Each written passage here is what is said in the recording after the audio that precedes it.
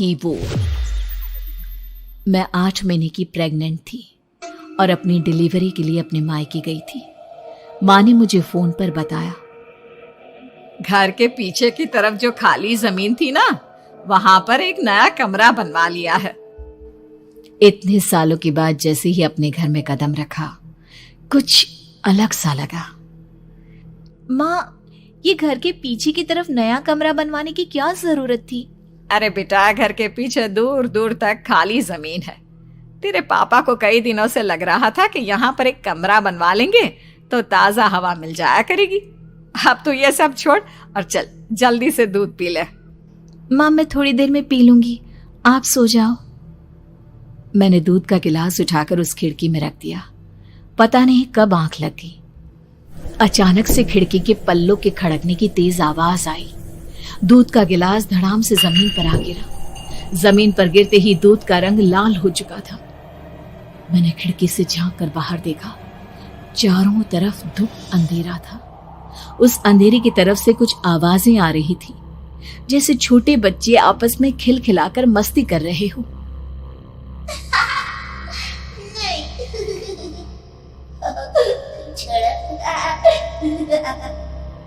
इतनी रात को इतने घनघोर अंधेरे में बच्चों की आवाज कैसे आ रही है? घड़ी में वक्त देखा तो ठीक 12 बजे थे। देखकर मैं सन्न रह गई। बुरी आत्माओं और भूतों की कई कहानियां मैं सुन चुकी थी। वक्त भी कुछ ऐसा ही था। ऊपर से मैं प्रेग्नेंट। सुना था कि ऐसे वक्त में अक्सर बुरी आत्माएं औरतों का पीछा करती हैं। तो क्या मेरे पीछे भी? पसीने से तरबतर बड़ी मुश्किल से, जैसे कांपते हाथों से मैंने उस खिड़की को बंद किया। जल्दी से जल्दी उस कमरे से बाहर निकलकर माँ के पास जाने के बारे में सोचा, लेकिन जैसे ही दरवाजे की तरफ पलटी, लगा कोई साया हवा की स्पीड से दरवाजे के सामने से गुजर गया। मेरे गले में अटक कर रह गई। मैं जोर से चीख कर माँ को बुलाना चाहती थी, लेकिन वो आवाज खुद मेरे कानों तक नहीं पहुंच पा रही थी। तो माँ तक कैसे पहुंचती? खिड़की के पल्ले एक बार फिर तेज हवा के झोंके से धड़ाम करके खुल गया और पूरी ताकत से मैं चीख पड़ी। जानती थी मेरी चीख की आवाज सुनकर कुछ ही सेकंड में माँ वहां पहुंच जाएगी, लेकिन ऐसा कुछ हुआ ही नहीं। मेरा कलेजा डर के मारे फटा जा रहा था। आखिर माँ ने मेरी आवाज क्यों नहीं सुनी? इतनी गहरी नींद में तो माँ कभी नहीं सोती। ठीक पीछे खुली हुई वो खिड़की। मुझ में इतनी ताकत नहीं बची थी कि मैं पलटकर उस तरफ देख भी सकूं। हवा का एक सनसनाता हुआ झोंका उसी वक्त मेरे कानों से आकर टकराया। लगा जैसे किसी ने दबी हुई आवाज में धीरे से मुझसे कहा, चली जाओ यहाँ से। मैंने दोनों हाथ अपने कानों पर रख लिए और एक बार फिर ताकत लगाकर जोर से चीखने की कोशिश की। माँ! पापा! मेरी आवाज उस कमरे की दीवारों से टकराकर वापस मुझे ही सुनाई दे रही थी। जितनी ताकत के साथ मैंने चीखने की कोशिश की थी, कुछ ही देर बाद उससे कहीं ज्यादा तेज और दर्दनाक चीख मुझे सुनाई देने लगी। ये आवाज ठीक मेरे पीछे खिड़की से आ रही थी। वो आवाज मेरे कानों में पिघलते हुए लोहे की तरह गिर रही थी। उन आवाजों में हैवानियत थी।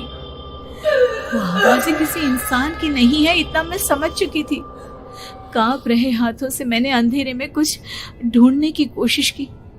तभी अचानक मेरा हाथ बेड पर रखी टॉर्च पर पड़ा। किसी तरह ताकत लगाकर टॉर्च का बटन ऑन किया, लेकिन ये क्या? सामने दरवाजे पर 3 छोटी लड़कियां खड़ी हुई थी। उनके हाथ में स्टील के चमचमाते हुए चाकू थे। मैं घबराकर लड़खड़ाई और पीछे की तरफ हटी, लेकिन तब तक वो मेरे पास आ चुकी थी। उनकी गर्दन टेढ़ी थी और उनके हाथों के वो चाकू मेरे पेट को निशाना बनाने को तैयार। मैं जोर से चीखी, नहीं, छोड़ दो मेरे बच्चे को, मत मारो, मत मारो, छोड़ दो मेरे बच्चे को। सोनाली, क्या हुआ बेटा? तू इतनी डरी हुई क्यों है? उठ बेटा, क्या हुआ? हड़बड़ाकर मैंने अपनी आंखें खोली। देखा तो दिन निकल आया था। माँ मुझे जगा रही थी। मेरा चेहरा पूरा पसीने से लथपथ था। क्या हुआ बेटा, तुमने कोई बुरा सपना देखा क्या? मैं अभी तक अपने पूरे होश में नहीं थी। वो मेरे बच्चे को मार देगी माँ। वो लड़की मेरे बच्चे को। मैंने घबराकर अपने पेट को छुआ। सब कुछ ठीक था। और वो दूध जो रात को यहाँ पर गिर गया था, उसका रंग लाल हो गया था। माँ ने हंसते हुए दूध का गिलास मुझे दिखाया। तुमने दूध पिया ही नहीं, पूरा का पूरा ऐसे ही रखा हुआ है। तुमसे कहा था ना सोनाली, सेहत के लिए लापरवाही ठीक नहीं बेटा। लेकिन मैंने तो सब कुछ अपनी खुली आंखों से देखा था। ये सपना कैसे हो सकता है? खूनी कुआं। सीमा गर्मियों की छुट्टियों में अपनी नानी के गांव आई थी। सीमा नानी के घर पहुंचने के बाद अपनी नानी के पैर छूती है और उनसे आशीर्वाद लेती है। तभी उसकी नानी उससे कहती है, इतनी बड़ी हो गई मेरी सीमा, चल जल्दी से हाथ मुंह धो ले, मैं तेरे लिए खाना लगा देती हूँ। भूख लगी होगी ना? हाँ नानी, भूख तो लग रही है मुझे, आपके हाथ के बने हुए पीले दाल और चावल खाने की। कितना टाइम हो गया है मुझे आपके हाथ का बना हुआ दाल चावल खाए हुए। तू तो नौकरी में व्यस्त थी, तो तुझे कहाँ से टाइम मिलेगा अपनी नानी के लिए? और जब इतने टाइम बाद आई है तो ज्यादा टाइम के लिए रुक कर जाएगी तू। हाँ हाँ नानी, इस बार पूरे 2 महीने के लिए आई हूँ। सीमा की नानी अंदर जाकर उसके लिए खाना बनाने लगती है। सीमा कमरे में अकेली होती है। तभी उसे किसी औरत के रोने की आवाज सुनाई देती है। वो कभी खिड़की से बाहर झांकती है तो कभी दरवाजे से बाहर झांकती है। उसे समझ में नहीं आ रहा होता है कि आखिर रो कौन रहा है। तभी नानी खाना लेकर आ जाती है। वो अपनी नानी से कहती है, नानी, कोई औरत रो रही है क्या? मैं जब से यहाँ आई हूँ तब से मुझे यहाँ किसी औरत की रोने की आवाज आ रही है। हे भगवान, कहीं ये वही तो नहीं? बोलो ना नानी। अरे कोई नहीं रो रहा, ये तेरे मन का वहम है। और तू ना अब खाना खा ले, ज्यादा यहाँ वहाँ की बातों में ध्यान मत दिया कर। जल्दी से खाना खा और फिर मेरे साथ आ जा मेरे कमरे में। दोनों बैठकर खूब सारी बातें करेंगे। ऐसे ही अगले दिन सीमा अपनी नानी के साथ गांव के बाजार जा रही होती है। उसी रास्ते में फिर से किसी औरत के रोने की आवाज आती है। वो अपनी नानी से कहती है, अरे नानी, क्या सच में तुम्हें अभी भी किसी औरत की रोने की आवाज नहीं सुनाई दे रही? मुझे किसी औरत की बहुत बुरी तरीके से रोने और चीखने की आवाजें आ रही हैं। मैं बहुत परेशान हूँ नानी, आखिर ये कौन है? मुझे लगता है कि सीमा को शहर भेज देना चाहिए। यहाँ रहना उसके लिए ठीक नहीं। नानी बोलो ना, आप चुप क्यों हो जाती हो? सीमा, तू घर चल, मुझे तुझसे बहुत जरूरी बात करनी है। नानी सीमा को घर ले आती है और सीमा से कहती है, सीमा, कल सुबह तू शहर वापस चली जाएगी। अरे अचानक? आखिर क्या बात है नानी? आप मुझे ऐसे जाने को क्यों कह रही हो? मैं बस जो कह रही हूँ उस पर ध्यान दे। तू कल सुबह यहाँ से चली जाएगी, और ये बात मैं कोई मजाक में नहीं बोल रही।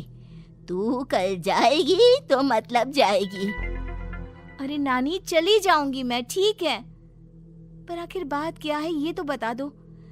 मम्मी से कोई बात हुई है या फिर मुझसे कोई गलती हुई है जो तुम मुझे अचानक से जाने के लिए बोल रही हो? देख सीमा, रात बहुत हो चुकी है और मुझे इस बारे में कोई बात नहीं करनी। चल, अब चल के मेरे साथ सो जा। सुबह की बस पकड़कर तुझे शहर भी तो जाना है। सीमा को अपनी नानी का ऐसा व्यवहार देखकर बहुत ही अजीब लगता है। उसे कुछ समझ में नहीं आ रहा होता है कि आखिर उसकी नानी उसे अचानक से गांव छोड़कर जाने के लिए क्यों कह रही है। ये सारी बातें सोचते सोचते सीमा की आंख लग जाती है और वो अपनी नानी के साथ सो जाती है। ऐसे ही आधी रात को सीमा को फिर से किसी औरत की रोने की आवाज सुनाई देती है। वो उस औरत की आवाज सुनकर बार बार करवटें बदल रही होती है और तभी उसे सपने में भी एक अजीब सी औरत की परछाई दिखाई देती है, जो इतना चीख चीख कर रो रही होती है कि सीमा डरकर उठ जाती है। वो पूरे पसीने पसीने हो रही होती है। वो अपने आसपास देखती है तो घर में बिल्कुल शांति का माहौल होता है। सीमा घबरा जाती है। वो अपनी नानी को जगाने की कोशिश करती है मगर उसकी नानी नहीं जगती। सीमा को फिर से उस औरत की रोने की आवाज सुनाई देती है। आखिरकार सीमा अपने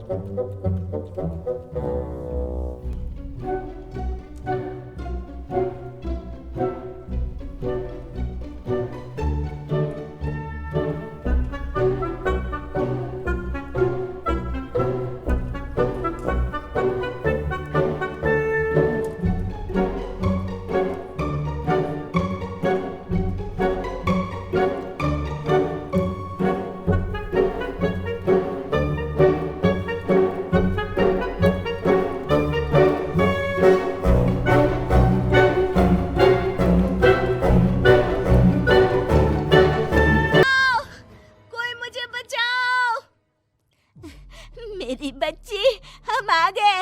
हम तुझे बचा लेंगे। नानी, मुझे यहाँ बहुत डर लग रहा है। यहाँ इंसान की कटी हुई मुंडियाँ, हाथ, पैर और कंकाल हैं और खून भी है। नानी, मुझे डर लग रहा है। आप सब मेरी मदद कीजिए, नहीं तो ये खूनी कुआं मेरी बच्ची को भी खा जाएगा। अरे मुझे तो ये समझ में नहीं आ रहा कि आखिर इस खूनी कुएं को खोला किसने। सालों पहले इसको इतनी मुश्किलों के बाद तांत्रिक बाबा ने बंद किया था। अरे पूरा गांव खूनी कुएं के बारे में अच्छे से जानता है, तो कोई भी जानबूझकर तो ऐसा करेगा नहीं। मतलब किसी ने अनजाने में इसे खोल दिया है भैया। सीमा को इस बारे में मालूम नहीं था और जब से वो यहाँ आई थी तभी से उसे किसी औरत के रोने की आवाज़ें भी सुनाई दे रही थी। कहीं सीमा ने ही तो उसे नहीं खोला। अगर ऐसा है तो फिर सीमा का बचना बहुत मुश्किल है। वहीं कुएं के अंदर सीमा रोते हुए बैठी होती है कि उसे आवाज सुनाई देती है जो कुएं के बाहर खड़े गांव वालों में से किसी को सुनाई नहीं देता। आज सालों के बाद मुझे ताजा खून मिलेगा। तेरा खून पीकर आज मैं अपनी प्यास बुझाऊंगा।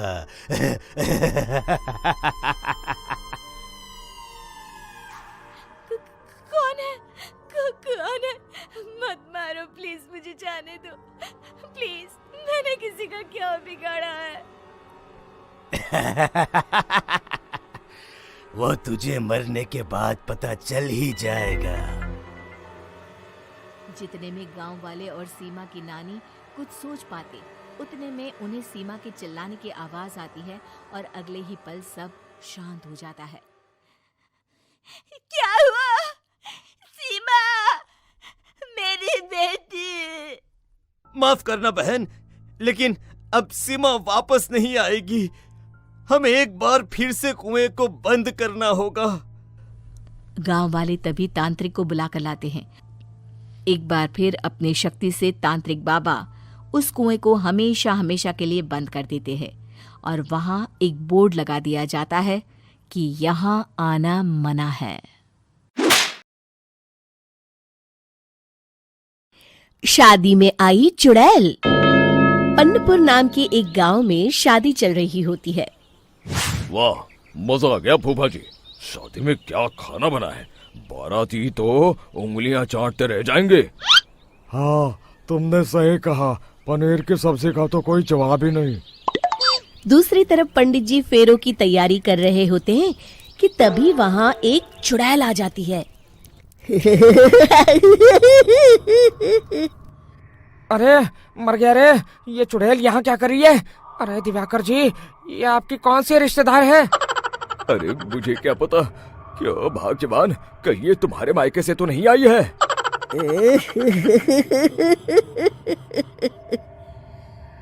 तुम लोगों की इस गांव में बारात लाने की हिम्मत कैसे हुई?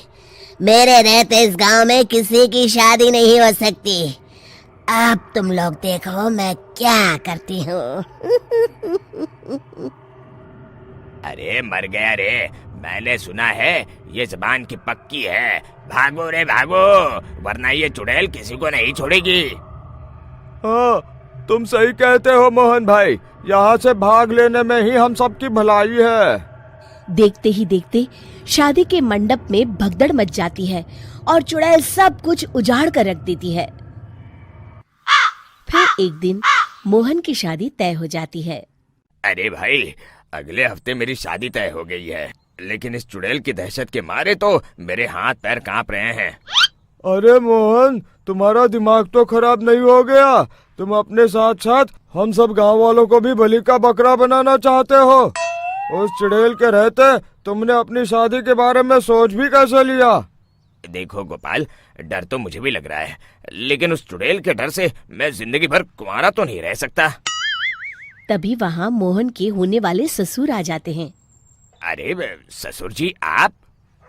देखो, अब तक मैं तुम्हारा ससुर बना नहीं हूँ और शायद बनूंगा भी नहीं। ये आप क्या कह रहे हैं? मैंने तो शादी का कोड भी सिलवा लिया है। मैं अपनी बेटी की शादी किसी अच्छे गांव में कराना चाहता हूँ। तुम्हारा गांव तो भूतिया गांव है। मैं तो क्या, अब तो कोई भी अपनी लड़की इस गांव वालों को नहीं देगा। इस तरह चुड़ैल के डर से उस गांव में किसी की भी शादी नहीं हो पाती। फिर एक दिन गांव के जमींदार अपनी बेटी की शादी करने का विचार करते हैं, लेकिन चुड़ैल के डर से उनकी भी हिम्मत जवाब दे देती है। अगर मेरी बेटी की शादी तय समय से नहीं हुई तो मेरी नाक कट जाएगी। मुझे कुछ करना ही होगा। एक सलाहकार के कहने पर जमींदार काशी से एक बहुत ही नामी तांत्रिक को अपने घर बुलवाते हैं, जो भूत चुड़ैल को पकड़ने में माहिर माना जाता था। जमींदार साहब, आप चिंता मत करिए। इस गांव की सीमा में प्रवेश करते ही मुझे उस चुड़ैल के बारे में सब पता चल गया था। आप उसे जल्दी से जल्दी कैद कर लीजिए ताकि मैं अपनी बेटी की शादी कर सकूं। जब वो चुड़ैल एक इंसान थी, तब ठीक उसकी शादी करने वाले दिन ही उसकी और उसके होने वाले पति की एक दुर्घटना में मौत हो गई थी। उसका होने वाला पति आज भी भूत बनकर जंगल में भटकता है। इसलिए जब तक चुड़ैल की शादी नहीं हो जाएगी, वो किसी और की भी शादी नहीं होने देगी। ये आप क्या कह रहे हैं? अगर वो भूत भी हमारे गांव में आ गया तब हमारा क्या होगा? ये आदमी बीच में बहुत बोलता है, इसे बाहर निकालो। उसके बाद तांत्रिक बताते हैं कि अगर उस भूत के साथ चुड़ैल की शादी करा दी जाए तो वो चुड़ैल हमेशा हमेशा के लिए उस गांव को छोड़कर चली जाएगी। जमींदार साहब, आप अपनी बेटी की शादी की तैयारी शुरू कर दीजिए। मैं कुछ गांव वालों को अपने साथ लेकर उस भूत को ढूंढने जंगल की ओर जाता हूँ। इस तरह जमींदार निश्चित होकर अपनी बेटी की शादी करवाने लगते हैं, लेकिन तभी वहाँ चुड़ैल आ जाती है। मैंने तुम गांव वालों को समझाया था ना कि इस गांव में कभी कोई शादी नहीं करेगा। लगता है तुम लोग मुझे हल्के में ले रहे हो। चुड़ैल जमींदार की बेटी को उठा लेती है।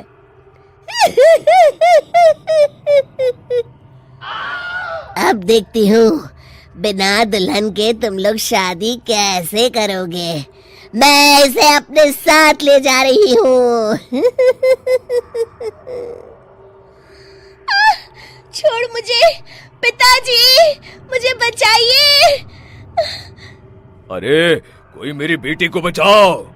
तभी तांत्रिक उस भूत को लेकर वहां पहुंचता है। अरे भाग्यवान, रुको, इन मासूमों को परेशान मत करो, मैं आ गया हूँ, अब तुम मेरे साथ चलो।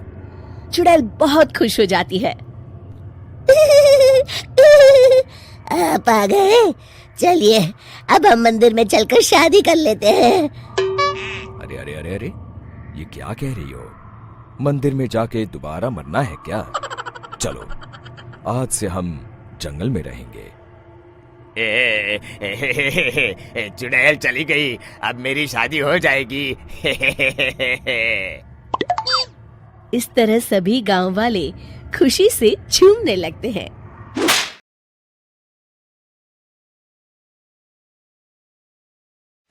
कहानी है रामपुर गांव की, जहां के मर्द महिलाओं को हमेशा नीचा दिखाने की कोशिश में रहते। अरे अभी तक खाना नहीं आया, क्या मुझे एक और शादी करने की जरूरत है? नहीं जी नहीं, ऐसा मत करना, वरना मैं कहाँ जाऊंगी। खाना लेकर मैं अभी आई जी। गांव की पंचायत में भी फैसले हमेशा औरतों के खिलाफ ही रहते। मैं जो फैसला सुनाता हूँ वो भगवान की आज्ञा होती है। इस लड़के ने अपने मन से शादी करके अच्छा नहीं किया। लड़के को घर भेज दो और इसकी शादी इसकी जाति की किसी लड़के से करवा दो, लेकिन ये लड़के, इसे तो गांव के बाहर निकाल दो। नहीं नहीं जमींदार साहब, ये क्या बोल रहे हैं? ऐसा नहीं हो सकता। मेरी बेटी मासूम है, इसे अच्छे बुरे की समझ नहीं है। अरे कहाँ जाएगी ये बेचारी? कहाँ जाएगी? इतनी चिंता है तो पूरे परिवार का गांव निकाला कर देते हैं। बेचारे पूरे बसे बसाए परिवार को गांव छोड़ना पड़ता है। चाहे जो हो, अगर बेटियों को कंट्रोल नहीं कर सकते तो गांव में रहने का कोई मतलब नहीं है। यहाँ औरतों को दब कर रहना होगा। कोई भी अपने हिसाब से कुछ नहीं कर सकता, सब ईश्वर की मर्जी से ही होगा। तभी गांव का एक आदमी दौड़ा दौड़ा आता है। सरपंच साहब, जमींदार साहब, वो कालिया है ना, उसकी बेटी पढ़ने के लिए शहर जा रही है। अच्छा, ये कब हो गया? और कालिया की हिम्मत कैसे हो गई ऐसा करने की? लेकर आओ उसे और उसकी बेटी को। बस फिर क्या था, हाजिर हो जाते हैं कालिया और उसकी बेटी सरपंच के सामने। और कालिया, ये क्या सुनने में आ रहा है? बेटी को इंजीनियर बना रहा है तू? और ये बता, गांव में तो स्कूल नहीं है, फिर कहां से इतनी क्लास पास कर गई तेरी बेटी? राधा, जो कि कालिया की बेटी है, उसे लगता है कि सरपंच उसकी तारीफ कर रहे हैं। सरपंच जी, मैंने ऑनलाइन पढ़ाई की है, डिस्टेंस लर्निंग से। सभी में मैंने अच्छे नंबर पाए हैं, जिसे देखते हुए शहर की इंजीनियरिंग कॉलेज में मुझे स्कॉलरशिप मिली है। वाह जी वाह, क्या होती है ये? पहले तो ये बताओ, फिर आगे की बात करते हैं। पूरा गांव राधा की बात सुन रहा था और राधा बोलती जा रही थी। तो ऐसे मैं फ्री में एक अच्छी शिक्षा लेकर गांव में जो कुछ परेशानियां हैं, जैसे बिजली, पानी और इंटरनेट जैसी समस्याओं के लिए काम करूंगी। मैं गांव को शहर से जोड़ने के लिए पुल का निर्माण करवाने का प्रस्ताव रखूंगी। मुझे पूरी उम्मीद है कि जल्द ही हमारा गांव भी तरक्की की राह पर चल पड़ेगा। राधा की बात सुनकर सारे गांव वाले ताली बजाने लगते हैं। सरपंच को समझ नहीं आता कि वो क्या करे। चुप रह नादान लड़की, गांव के खिलाफ जाने के लिए तुझे गांव से बेदखल कर दिया जाएगा, वो भी पूरे परिवार के साथ। और हाँ, अगर ठीक से गांव में रहना चाहती है तो ये पढ़ाई लिखाई छोड़ दे। हम तेरे लिए गांव का कोई होनहार लड़का देखेंगे। तभी गांव का एक आदमी बोल पड़ता है। अरे नहीं नहीं सरपंच जी, राधा बिटिया जो बता रही है, अगर वैसा हो जाए तो हम लोगों को पैसा कमाने के लिए बाहर नहीं जाना पड़ेगा। हाँ जी, और ना ही कोसों दूर पानी के लिए भटकना पड़ेगा। हमारे बच्चे भी अच्छी पढ़ाई कर सकेंगे और आगे बढ़ेंगे, ना कि हमारी तरह खेती करते बैठेंगे। क्यों गांव वालों, राधा बिटिया का साथ देना चाहिए ना। सरपंच देखता है कि गांव राधा के साथ है तो वो चुप हो जाता है। वो घर आकर अपने सलाहकार से बात करता है, जो बहुत ही चालाक किस्म का इंसान होता है। अरे सरपंच साहब, आपको बहुत ही होशियारी से काम लेना पड़ेगा। एक बार गांव तरक्की कर गया, यहाँ के बालक पढ़ लिए तो कोई ना पूछेगा आपको। और फिर ये जो बेटा और बेटी है ना आपके, इनको भी आम लोगों की तरह ही जीवन जीना होगा। हाँ, लेकिन करे तो क्या करे? वो ना आप मुझ पर छोड़ दीजिए, बस मैं जैसा बोलूं करते जाइए। अगले रोज सुबह जब गांव वाले सोकर उठते हैं तो राधा के घर के बाहर और साथ ही वो लोग जिन्होंने राधा का सपोर्ट किया था, उनके घर के आगे लाल रंग से कल आऊंगी लिखा होता है। कल आऊंगी? यह क्या होता है? अरे यह तो खून से लिखा है, लगता है कोई भूत प्रेत या चुड़ैल का साया है। चलो सरपंच जी के पास चलते हैं। सभी सरपंच के पास जाकर उसे सारी बात बताते हैं। और ये तो बड़ी मुश्किल की बात है। चलो, मैं एक बाबा को जानता हूँ, उन्हें बुला लेता हूँ। सरपंच बाबा को लेकर गांव के घर के बाहर जाता है। ओहो, तो ये वो चुड़ैल है जो उन लोगों को निशाना बनाते हैं जो गांव को बदलने का सपना देखते हैं। वो गांव को ऐसे ही संपन्न देखना चाहती है। वो नहीं चाहती कि कोई बाहरी यहाँ का कायाकल्प करे। क्या तुम लोगों में से किसी ने गांव को बदलने की सोच रखी है? तभी राधा की माँ रोते रोते आती है। मेरी राधा घर से गायब हो गई है। अरे कोई तो बचाओ, मेरी बच्ची कहाँ गई?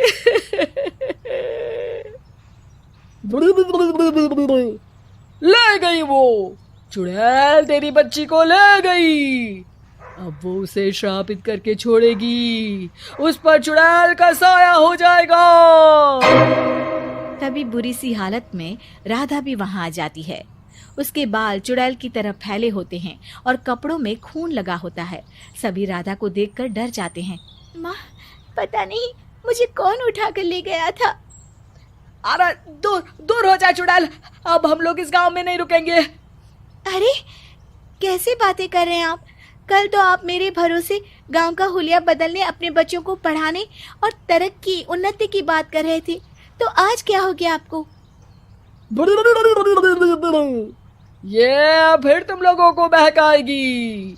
ये चुड़ैल गांव में आ चुकी है, ऐसे ही ये तुम्हारे घर के बच्चों को भी ले जाएगी।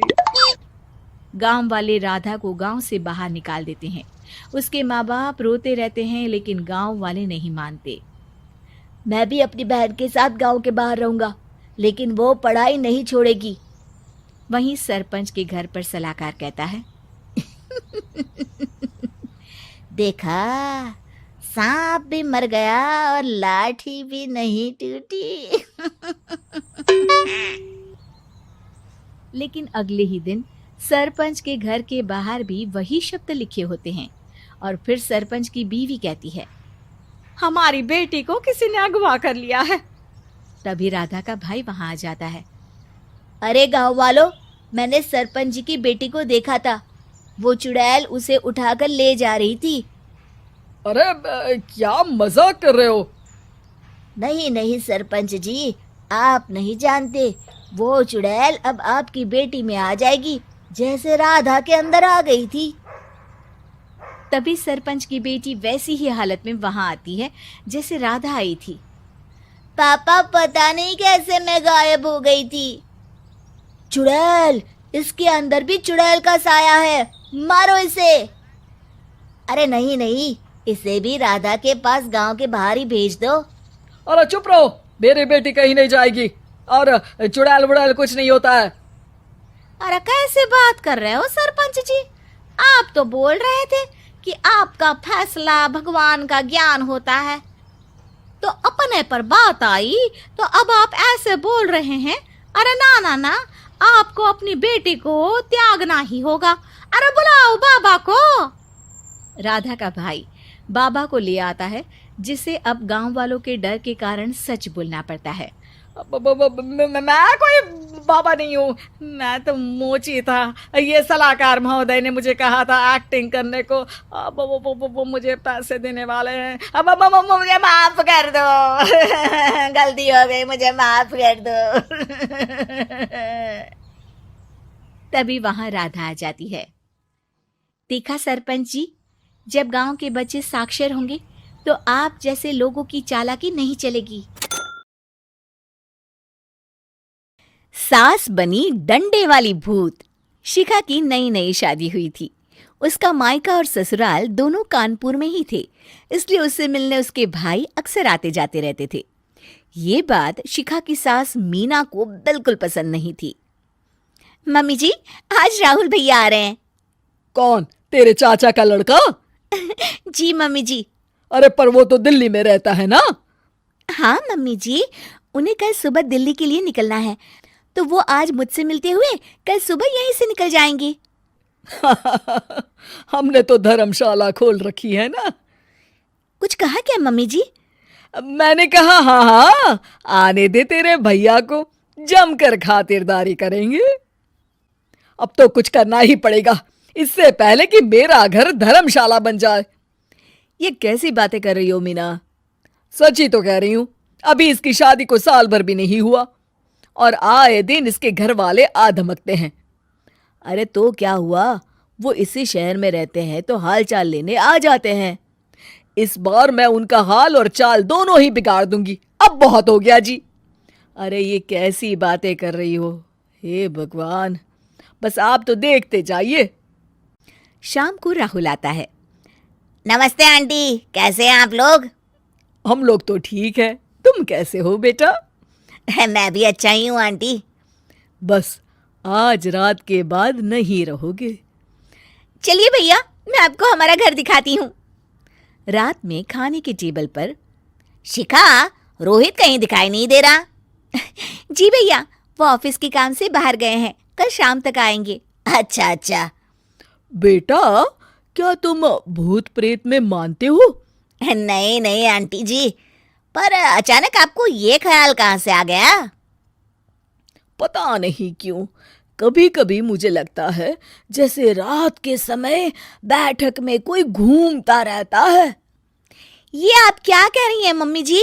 हाँ, तुम लोग घबरा ना जाओ, इसलिए मैंने आज तक इस बारे में कुछ नहीं कहा। ये आपका वहम होगा आंटी जी, ऐसा कुछ नहीं होता। हो सकता है। चलो अब मेरा सोने का टाइम हो गया है तो चलती हूँ मैं। शिखा बेटा, राहुल के सोने की व्यवस्था वहीं दीवान पर कर देना। जी पापा जी। अब चलिए भी। अच्छा, तो बैठक में सोने वाले हैं साहबजादे। क्या बड़बड़ा रही हो? कुछ नहीं, आप सो जाइए। मीना और महेश के सोने के बाद शिखा और राहुल आपस में बात कर रहे होते हैं, तभी डोरबेल बजती है। अरे आप! सरप्राइज! काम जल्दी खत्म हो गया तो मैं आज ही चला आया। ये तो बहुत अच्छा किया। देखिए राहुल भैया भी आए हुए हैं, आप दोनों का मिलना भी हो जाएगा। कैसे हो रोहित? मैं तो ठीक हूँ भैया। शिखा, मैं भी आज यहीं सो जाता हूँ, राहुल भैया से बातचीत भी हो जाएगी। अच्छा अच्छा, ठीक है। मीना आधी रात को उठती है, कंबल मुंह से पैर तक ओढ़ के डंडा लेके बैठक में आती है और देखती है दीवान पर चादर ओढ़े कोई लेटा हुआ है। देखो तो कैसे मजे से सो रहा है बहन के ससुराल में। मीना ताबड़तोड़ 4-5 डंडे मार देती है। अरे मर गया, अरे बचाओ बचाओ, कौन है? मीना जल्दी से अपने कमरे में भाग जाती है। हे भगवान, ये मैंने क्या किया? ये रोहित कहाँ से आ गया? लगता है ये नालायक राहुल मेहमानों वाले कमरे में सो गया होगा। आज तो इसकी खैर नहीं। उधर बैठक में, अरे क्या हुआ रोहित? मैं बाथरूम में था, तुम्हारे चिल्लाने की आवाज सुनी। पता है भैया, मैं सो रहा था, अचानक से कोई आकर मुझे डंडे मारने लगा। ये क्या कह रहे हो? लगता है तुम भी आंटी की तरह भूत प्रेत में मानते हो। नहीं नहीं भैया, सच में कोई आया था, मैं तो जा रहा हूँ मेहमानों वाले कमरे में सोने के लिए। इस समय अपने रूम में जाऊंगा तो शिखा की नींद खराब हो जाएगी। ठीक है भाई, जाओ तुम, जहाँ तुम्हारा भूत डंडा लेके ना आ सके। थोड़ी देर बाद मीना कंबल ओढ़ के डंडा लेकर मेहमानों वाले कमरे में पहुंच जाती है। वो बिस्तर पर सोए रोहित को फिर डंडों से मारने लगती है। अरे मर गया, अरे मर गया। तू भूत प्रेत में नहीं मानता ना, ये ले अब डंडे खा। हैं? ये तो माँ की आवाज है। रोहित कंबल खींच देता है। बेटा तू, अरे ये क्या कर रही हो माँ? मार मार के मेरा भरता बना दिया आपने। माफ कर दे मेरे लाल, मैंने तो तुझे ही मार मार के लाल कर दिया।